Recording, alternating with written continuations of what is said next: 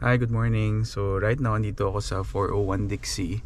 Gusto ko lang sana tumingin-tingin ng mga sasakyan kasi yun, napapaisip ako kung gusto ko pa ba i-maintain yung CRV ko kahit na ma-recover siya, or dapat ba palitan ko na lang ng ibang brand or ibang make para medyo hindi na ako mag-worry na baka makarnap siya, kasi kahit naman ibalik sa akin yung sasakyan, doon ko pa rin naman siya ipapark.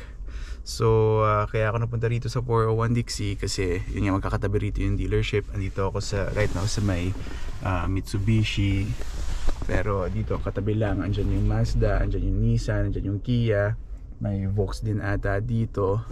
So siguro bigyan ko lang ngayon ng update dun sa sasakyan ko, no. So until now hindi ko pa rin siya nakukuha, pero the other day nagpunta ako sa dealership ng Honda. Kinausap ko nga yung sales agent ko kasi pinapunta niya ako doon nung sinabi ko nga sa kanya na nako yung sasakyan ko.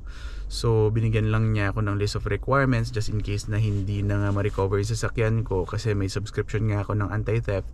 So apparently kapag let's say naging successful nga na wala nga yung sasakyan ko, meron pala akong makukuha na $5,000 kasi meron akong subscription. Pero ang catch lang is dun ko lang pwede sa dealership nila gamitin yung 5,000 as down payment dun sa susunod na sasakyan na kukunin ko.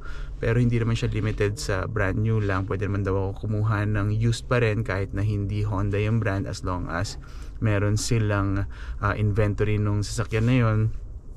And gusto ko rin pala magpasalamat kay Bernard, no, kasi finally nakuha ko na nga yung referral fee ko dahil bumili sila ng sasakyan din na $200.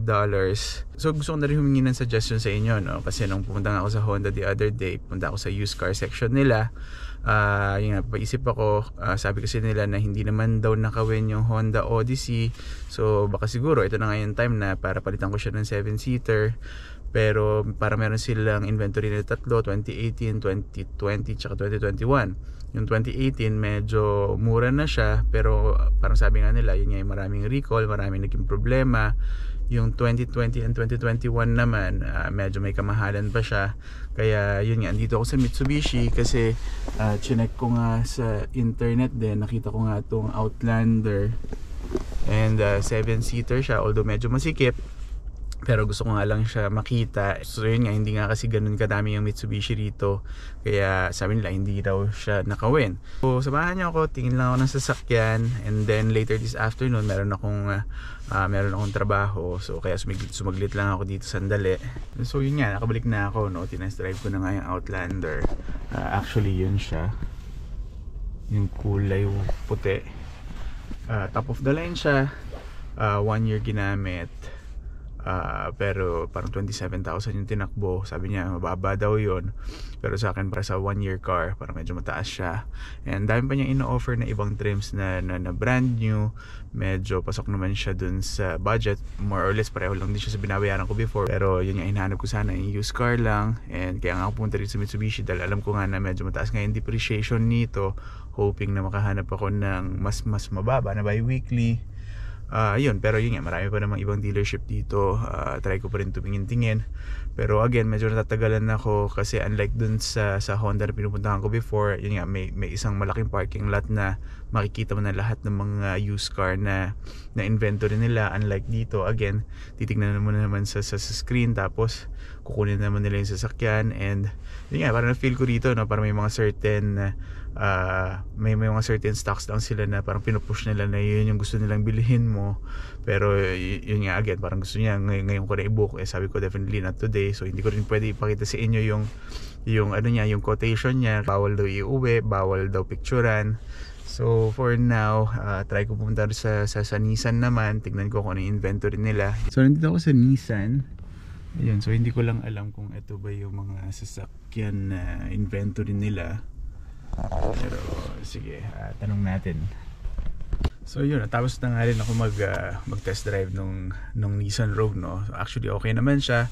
Mas high tech nga siya compared dun sa CRV ko, considering na pareho siyang 2021 model. And yun nga, ang dami nilang inventory dito. Pero sabi niya mas maganda raw yung 2021 model kasi yun daw yung last year na 2.5 liters yung engine niya, kasi after that naging 1.5 turbo.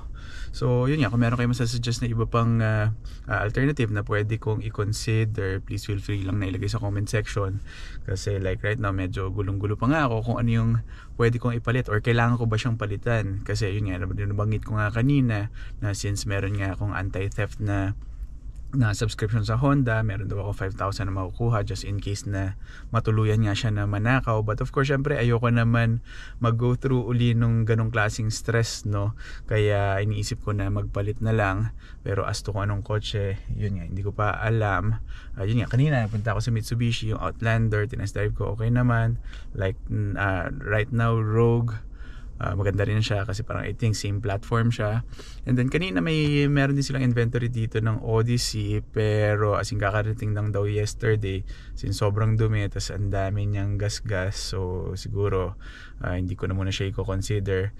Nag-message din sa akin yung sales agent ko sa Honda, fina-follow up din ako kasi 2 days ago nga nandun ako, parang gusto na naman ako ng bentahan ng Honda. In 1 hour, start na ng trabaho ko. So most likely ito na yung last stop ko sa Nissan. Dalawa lang yung napuntahan natin ngayon.